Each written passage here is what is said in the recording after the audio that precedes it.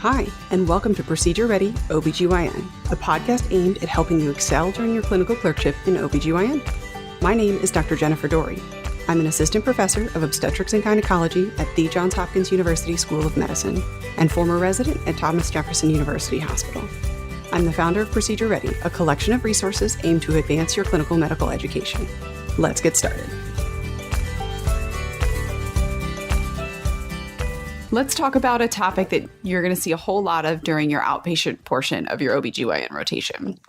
So we're going to talk about initial prenatal visits. So an initial prenatal visit, when somebody comes in for the first time after a confirmed pregnancy, there's a whole lot to do and to talk about. These are usually a little bit longer appointments, slightly more in depth, particularly if it's a first-time mom. So the way I start off any encounter with a patient with a newly diagnosed pregnancy is finding out, one, if this pregnancy was planned, and number two, if it's desired. If it is unplanned but desired, great. If it is planned and desired, even better. Hopefully that means they were taking prenatal vitamins, not drinking alcohol, doing all of those things. And if it's undesired, then we're going to have to talk about options counseling and things like that, which is not what we're going to get into today. So for today, we're going to assume that this is a desired pregnancy. So the basic thing everybody gets during their initial prenatal visit is a thorough history and physical, including a pelvic exam and a pap smear if needed, and usually STI, so sexually transmitted infection testing for everyone as well while we're doing the pelvic exam. You can also do other things depending on what you find in that H&P, but we're going to go through just the basics for, let's assume, a young, healthy person. So after the pelvic exam and pap smear and everything, usually if I have an ultrasound available in the office and can do a quick ultrasound for dating and for confirmation of location of pregnancy. So ideally I'm finding a pregnancy in her uterus and not in a tube or something like that. But if I can see a pregnancy and date it, great. That lets me know exactly how far along she is in her pregnancy and confirm it either with her last menstrual period or confirm that it's different than her last menstrual period if necessary. If you don't have ultrasound available in your office, you'll usually just be writing a prescription or a referral for a patient to get an ultrasound at this first visit. All right, so we've done our full H&P, we've done an ultrasound hopefully, and now we just kind of there's a whole lot of talking. So we're going to talk to her about a lot of things. We're going to talk to her first about genetic options for screening. So I want to talk to her about the different screening options for aneuploidy. Most women, that's what we're going to do is screening. We're not going to do necessarily testing unless the screening is abnormal. But there's a lot of different screenings nowadays. So there's a quad screen, which is a slightly older screen that people are, I think, moving away from a little bit more. It screens for 4 things in the serum, the maternal serum. So it screens for AFP or alpha fetoprotein, estriol, beta HCG, and inhibin A. Based on the levels of those 4 things, they're able to determine a risk, which comes back as a ratio, like a 1 in 50 is a very high screen versus a 1 in 10,000 is a very low screen for aneuploidy, particularly Down syndrome. So the quad screen, just a one-time cross-sectional look in time. The newer screen involves 2 different points in time. So the newer ones are called usually the sequential screen.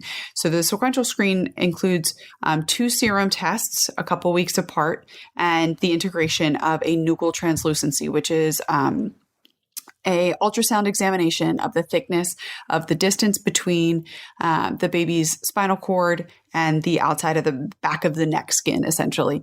And it's a very specific small measurement that trained ultrasonographers do. We don't do this in the office ever. This is, a high-tech ultrasound machine and a very well-trained sonographer do this in usually a maternal fetal medicine or an ultrasound office. And with that distance and the serum markers from the 2 different points in time, they're able to come up with a more accurate, more sensitive and specific screening test for aneuploidy. So that's the sequential screen and the quad screen. The newer one that you'll probably hear people mention is cell-free DNA or free fetal DNA, also known as the NIPS or the NIPT. So the non-invasive prenatal screening or the non-invasive prenatal testing. So really it's a screening test. So NIPS, although a lot of people have been calling it the NIPT, it is not a definitive test, although it does have a very high sensitivity for certain aneuploidies. So the non-invasive prenatal screening or the cell-free DNA takes maternal serum again. And within this maternal serum, it spins it down and is able to isolate some fetal DNA within the maternal serum. And from that fetal DNA, the hope is that they can tell if there's any increased risk of the baby being usually looking at trisomy 21, 18, and 13. So the main trisomies. And also, they can test for gender chromosomes, X and Y chromosomes, although not all offices choose to receive this information.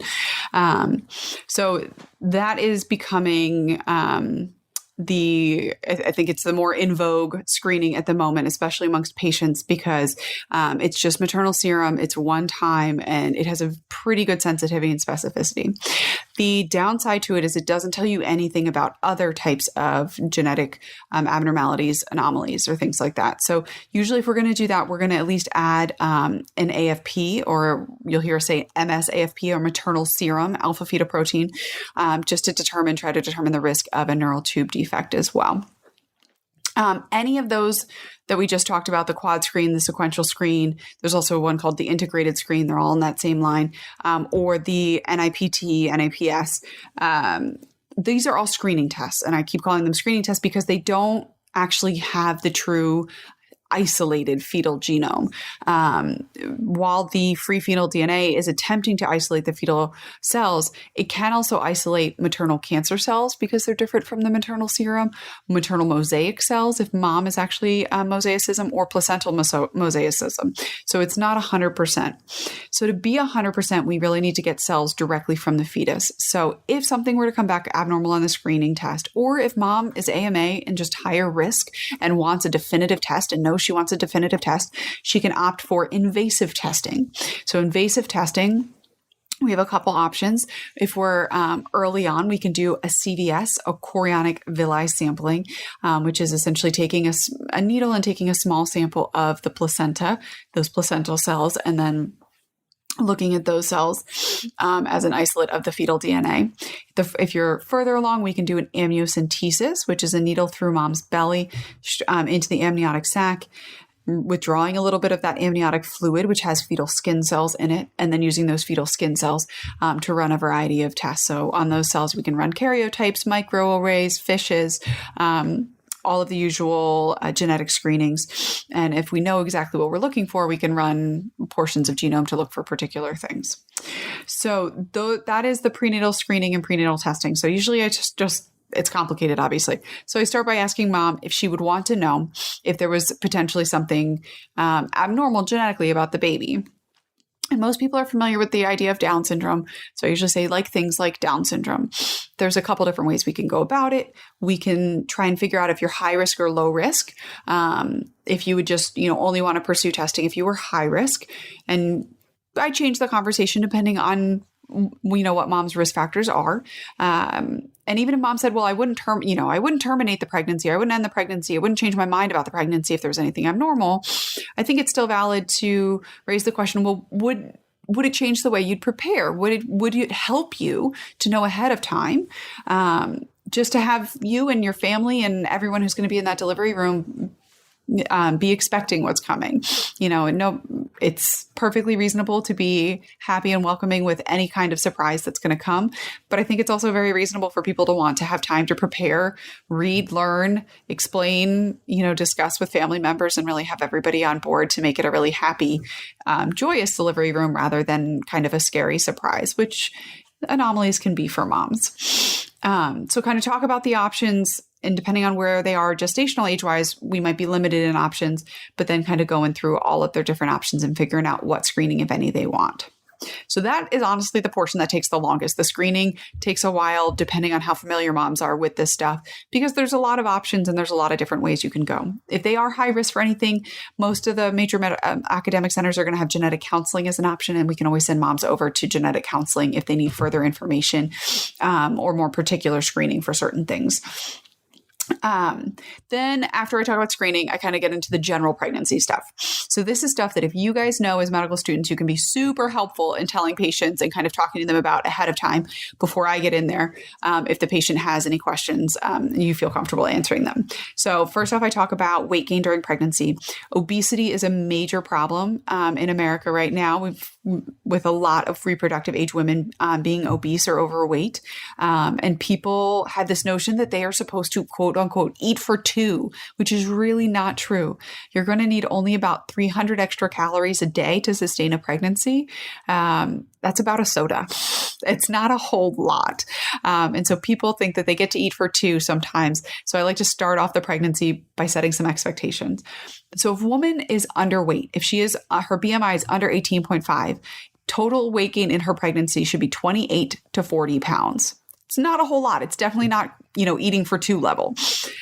If you're normal weight, so if your BMI is 18.5 to 24.9, it should be 25 to 35 pounds.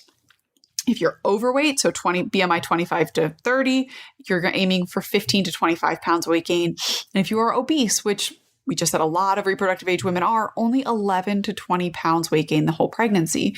Now, a lot of this weight is going to be, weighted towards the third trimester when the baby is growing most rapidly, and moms tend to put on the most weight. So they can't start off the pregnancy, if they gain 10, 15 pounds in the first trimester, we're really off the bar curve here. So I like to start off by explaining that and really encouraging moms to eat healthy during the pregnancy. Don't gorge on things just because you're eating for two, but really focus on eating healthy, high quality foods that are going to get you good nutrition. And then let them know we're going to check in about their weight, because putting them, having too much weight gain during a pregnancy is going to put you at a higher risk for having difficulty with labor, having abnormalities with the baby. Potentially, if you were to develop gestational diabetes, it puts you at a higher risk. Having things like a shoulder dystocia during labor, having baby need to go to the NICU, and needing a C-section even, because baby can be too big to fit out. So a lot of bad things go along with excessive weight gain in pregnancy.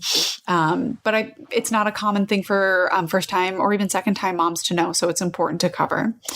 Then let's talk about like foods to avoid and things. So foods to avoid during pregnancy: no unpasteurized dairy. So no queso fresco, no neighbors or family members unpasteurized dairy cow's milk or goat milk or things like that. Everything needs to be pasteurized. Large fish they should avoid. And by large fish, particularly the fish that eat other fish. So the ones that are going to accumulate a lot of mercury and toxins. Swordfish, shark, king mackerel, tilefish, bigeye tuna, just to name a few. It's going to depend on kind of where you live. And what's fish you got around. No uncooked or undercooked meat or seafood. Just have a higher risk of transmitting diseases like hepatitis A and things that can be more serious during pregnancy. No uncooked deli meat. And this is one of the hardest ones for people to understand. Deli meat, I'm talking like lunch sliced tuna on your sandwich.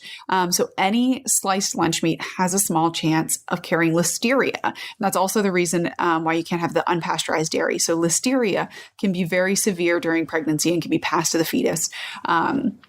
And cause birth defects. So any lunch meat, deli meat needs to be cooked before, like recooked, like heated up, usually like panini style, before they eat it. So no cold sandwiches, subs, hoagies, any of that regardless.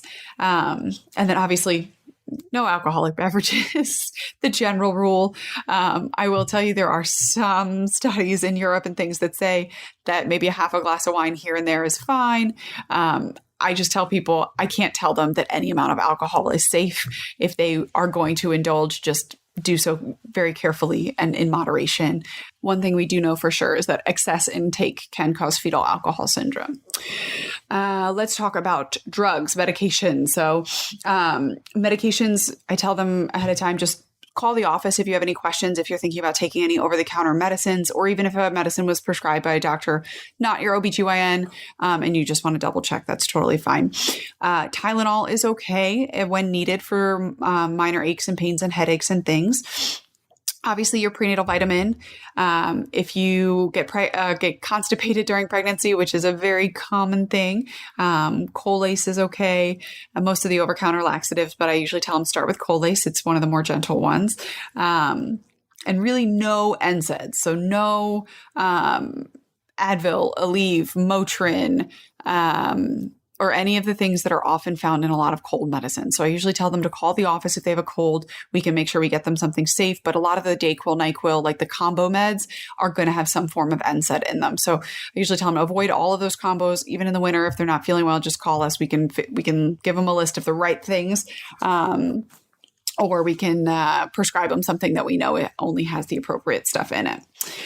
The other question people often have is about exercise. So the general rule I tell them is nothing that could leave a bruise on your belly. So anything that has a reasonable chance of making you fall, because even fall from standing can leave a bruise on your belly. So anything that could make you fall from standing, that could, obviously kickboxing out of the question during pregnancy, but running, walking, swimming, that stuff is all fine.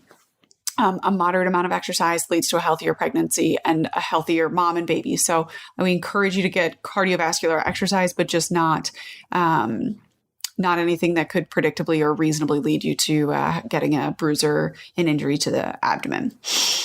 All right. So that is the first OB visit. So planned or desired pregnancy, options counseling if needed, but we didn't really cover that here. Full medical history, exam with a pelvic exam, a pap smear, and sexually transmitted infection testing, an ultrasound for dating if you have that ability in the office, a discussion about aneuploidy screening, and then pregnancy recommendations like weight gain, food, medications, and exercise. These are all the things I like to cover in the first OB visit. There's no reason it's usually a pretty long visit. But I hope that gives you guys a little bit of insight into the prenatal counseling we do. We can also do some of this counseling if they come in for preconception counseling, but rarely does that ever happen at a resident clinic. Maybe if you're in some of the attendings private clinics, you'll get to see that. But that's pretty much what I do for the first OB visit. Thanks for listening to Procedure Ready OBGYN. Hope you found today's podcast helpful. Don't forget to subscribe below, rate the podcast, and leave me a review. Your reviews seriously make my day, every time. Have you done your pediatrics rotation yet? We just launched a new Clerkship Ready Pediatrics podcast to help. We're always looking for new collaborators. If you know a phenomenal medical educator who should make a Procedure Ready or Clerkship Ready podcast for their specialty, pass along their information and we'll see if they want to collaborate. Finally, check us out at procedureready.com for more helpful resources like our flashcard deck and our YouTube playlist.